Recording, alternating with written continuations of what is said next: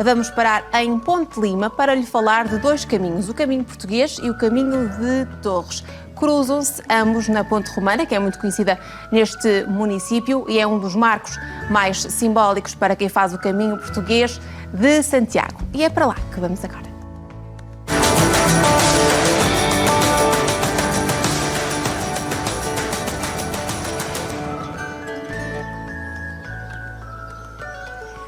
Ponte de Lima tornou-se uma vila de passagem há muito tempo atrás para os corajosos peregrinos que decidem pôr os pés ao caminho.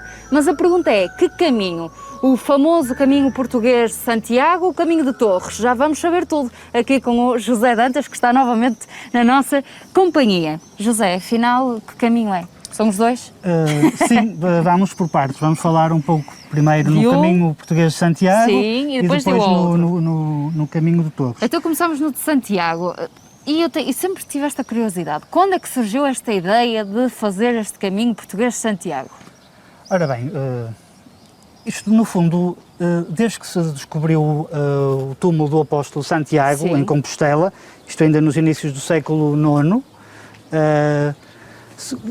a partir dessa altura, muitas pessoas começaram a fazer a peregrinação a Santiago e por toda a Europa foi construída uma densa rede de estradas, portanto, que eram os caminhos de peregrinação a Santiago de Compostela. E a tradição foi crescendo, crescendo, crescendo? Sim, ao longo dos séculos, muitos reis, muitos nobres foram fazendo e pessoas do povo foram fazendo essa peregrinação. E Portugal também, até pela sua proximidade com a Galiza, teve sempre aqui também um caminho preferencial, que é este que nós chamamos Caminho Português de Santiago, que é óbvio que é um caminho que vem desde o sul do país, Lisboa, mas que hoje em dia é sobretudo mais praticado a partir do Porto. Portanto, vai de onde até onde? Começamos no Porto? Do Porto, depois passa por Rates, Barcelos, Ponte de Lima, onde estamos, depois segue por Paredes de Coura, Valença, depois faz fronteira com Tui e depois já vai seguindo em território galego até Santiago de Compostela. Só um pormenor, que pedra é esta que nós temos aqui à nossa direita e à sua esquerda? Isto é um monumento muito simples, portanto que aqui foi colocado a desejar aos peregrinos que aqui passam uma boa caminhada.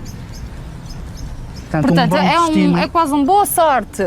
Vemo-nos mais tarde. Sim, um bom destino. Tem uma boa viagem até Santiago de Compostela, até ao túmulo do apóstolo. E o caminho de Torres, quando é que acontece?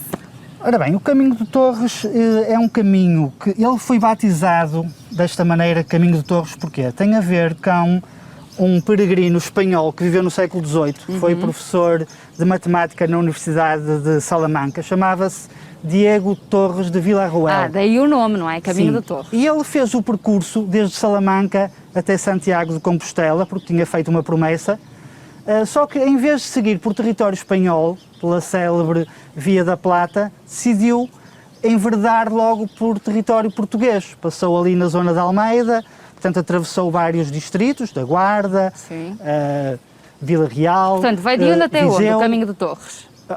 Ora bem, ele tem início em Salamanca, não é? E tem o seu fim, obviamente, em Santiago de Compostela. Ou seja, os dois têm o mesmo destino e o mesmo objetivo. Sim, todos os caminhos de peregrinação a Santiago têm o mesmo destino. O ponto de início é que é diferente. E um é mais curto do que o outro ou depende do ponto de onde partimos? Isso tudo depende de onde saímos, não é? Portanto, o que convém aqui dizer é que este caminho de Torres, portanto, batizado, como eu disse, com o nome deste célebre professor de matemática da Universidade de Salamanca, no fundo, aqui neste território mais próximo, sobretudo a partir de Braga, ele é decalcado da Via 19ª Romana.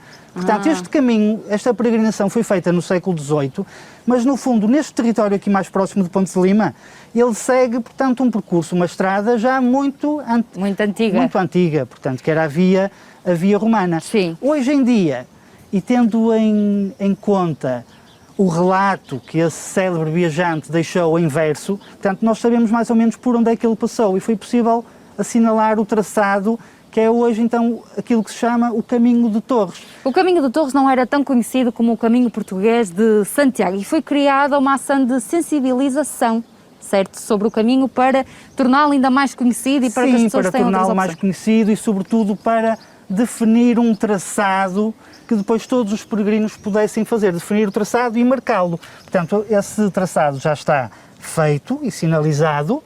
Em todos os municípios sim, e em todos pontos, os municípios, portanto, que são dezenas de municípios. Sim. E é natural agora com a construção de infraestruturas, sobretudo Claro. de estruturas de apoio aos peregrinos, como albergues, em muitos desses concelhos. Portanto, isto é um caminho que vem do interior, não é? Claro. Desde Salamanca. É natural que nos próximos anos este caminho Seja tão famoso como o de Santiago, não é? Não digo tão famoso, mas também começa a ser, portanto, praticado por muitos peregrinos. Mas estes dois caminhos, para além do destino final, têm outra coisa em comum, que é esta ponte romana que temos aqui atrás de nós, ou já tivemos atrás de nós, que é a ponte romana de Ponte de Lima. De Ponte de Lima, sim. Ambos os caminhos confluem aqui em Ponte de Lima. Mas é só este o ponto que eles se coincidem ou há outros pontos ao longo do Não, percurso? é só este, porque, repara, o caminho de Torres vem por Braga, não é? Que era um caminho também antiquíssimo, que era a capital, não é? Portanto, mesmo a via 19ª romana era a via que ligava Braga a Astorga, portanto, e esse caminho é em parte coincidente. Depois o caminho português de Santiago, tradicionalmente chamado caminho português de Santiago, vem do Porto por Barcelos, mas depois chegam aqui e conhecem-se, portanto, encontram-se aqui em Ponte de Lima. Depois aqui, a partir portanto, do norte, a norte, todo este território a norte do Rio Lima, depois o caminho já é o mesmo, seja o caminho português de Santiago ou o Vai caminho dar ao de mesmo, Torres. não é? E esta portanto, é tudo o ponte mesmo romana caminho. deve ser a ponte mais antiga aqui de Ponte de Lima, não é?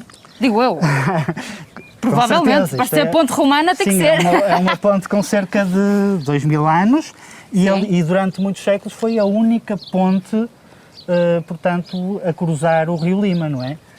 Só depois, na Idade Média, é que foi construída a ponte em Ponte da Barca e também a ponte medieval aqui em Ponte de Lima, que vemos na continuação desta ponte romana. Vocês têm aqui uma mistura de histórias entre a época medieval e a época romana. Como é que se conserva algo assim durante tantos anos, tantos séculos?